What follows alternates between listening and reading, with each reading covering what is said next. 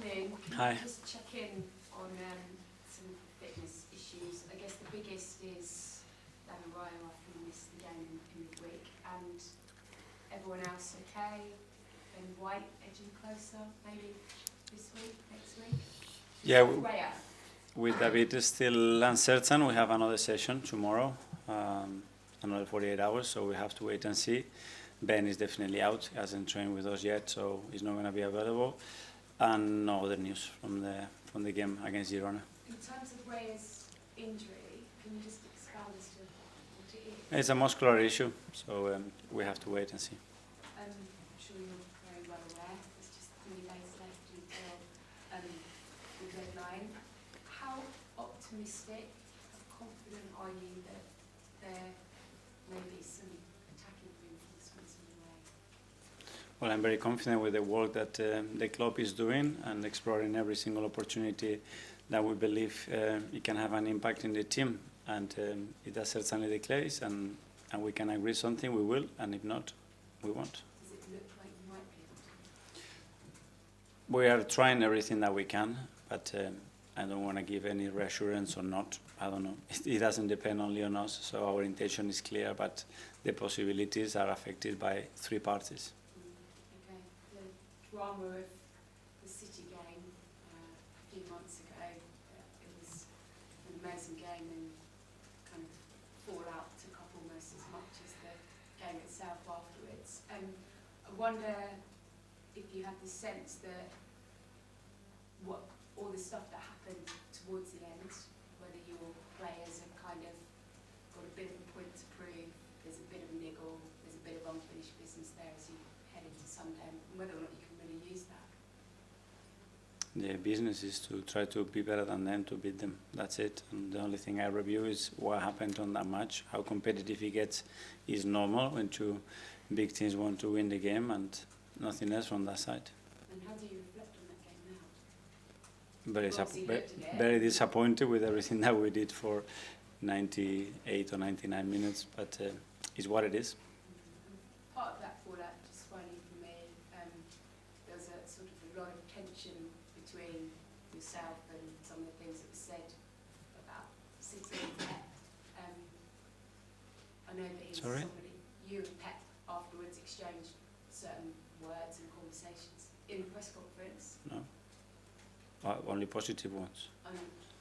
Well, I think, did you not make a comment that you said you understand or you know what they did? You were there before and Yeah. took it the long way. Of course I know, because I was there for 4 years. Yes. So I know how competitive they are and how willing they are and how they can sustain that competitiveness regardless they win and win and win again. That's what I meant. Okay. And he's obviously somebody that's played a key role in where you are today.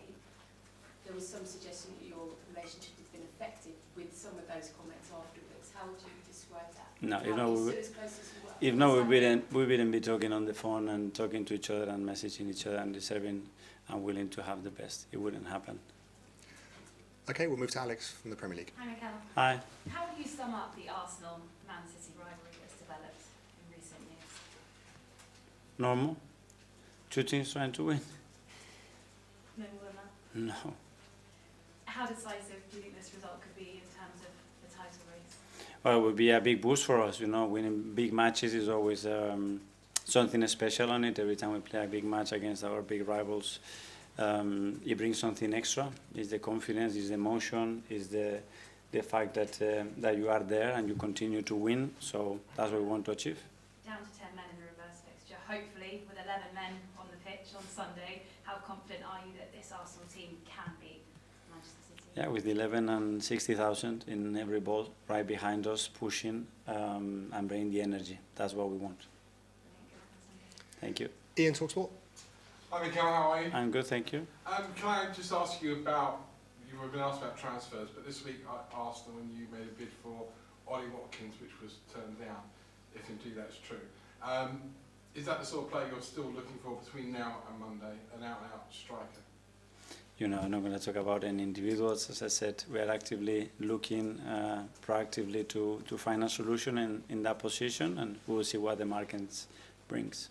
Off the back of the game at the Etihad and events that occurred last weekend. How important is the man in the middle, the referee, on Sunday? Listen, he needs to do his job the best as we possibly can, like we have to do, each of us. There's nothing else, nothing new, nothing special. We're just going to focus what we have to do from our side to be better than City and try to beat them. Is Sunday must win? Sorry? Is Sunday must win? We really want to win. But is it must win? You have to win it. I mean, every game we have to. We have to. On paper, you have to. Is that will? And last one from me. The beginning of the season, if we'd all been sat here, we'd have thought, if Arsenal finish above Manchester City after the last 2 years, they'll be champions. Are you surprised this season how, I'll use the word inconsistent, Pep and Manchester City have been? I don't know, but that's the beauty of football. That is not that simple, and it's much more complicated than what you think in June or July or August. Alex from the BBC. Hi, Mikel. Hi. I know you're not going to speak specifically about individual names, but Ollie Watkins is an experienced striker. So the forwards you're potentially looking at, are you open to experienced players coming in, or a young player who can grow and develop at the club?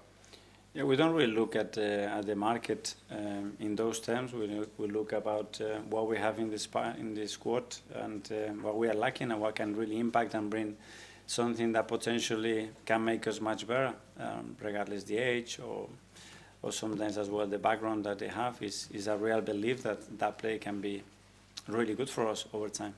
And is there a world where you don't bring in a striker? Is it a must that you have to bring one in before Monday? But it doesn't depend on us. We have the intention, the purpose and the ambition to try to help the team and support the squad to be better and to finish the season really, really strong, and we are actively trying to do that. Tom, Football London. Hi, Mikel. Hi. Against Wolves was the first time that we've seen Miles Lewis-Skelly and Ethan Larry start in Premier League together.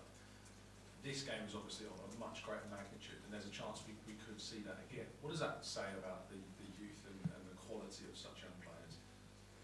Well, first of all, they earn the right for us to trust them. That's certainly the case with those two, because again, in pre-season probably we would have projected how many minutes those two were going to play in the league or in the Champions League.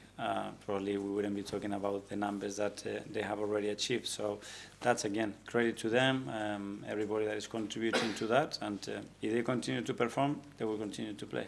And the Premier League has thrown up where its fixture list and the timing of this game, with it being the day before deadline day. Is there any way that the result of this game could affect how the transfer window ends for Arsenal? No, the result, no. I mean, hopefully not, but obviously something happens that obviously is no plan and will put the squad in a much dangerous position. It might do, you know, but that no, because that would mean that we haven't planned anything and we're just reacting to something last second, which is not good. Phil from PA at the back there. Hi, Mikel. Hi. You say you still speak to Pep on the phone. Does he still think that his side are in this championship race, or is he? We don't, I think it's very obvious that it's yes. We don't have to discuss that, I think. Just in terms of the last match against City, there was obviously some comments made by Erling Haaland to you after the game. Just your opinions on that? Will you sort of speak to him? I don't take anything personally. What happens on the pitch for me, and since I've been a player, it stays there, and it's full of emotions and things there, and I just leave it aside and move on. Okay, finally here for the live section, James Neer. Kai Havertz played a crucial role in the season with his off-ball movements and contribution to both goals and assists. How important is he to the squad going forward and going forward? Yes, very much. Obviously, he's been our main striker now for a while, and he's producing some big numbers, and his work rate is unbelievable. Not only that with what we demand him to do in our model, his availability has been exceptional. So he's always there, and we are very happy to have him.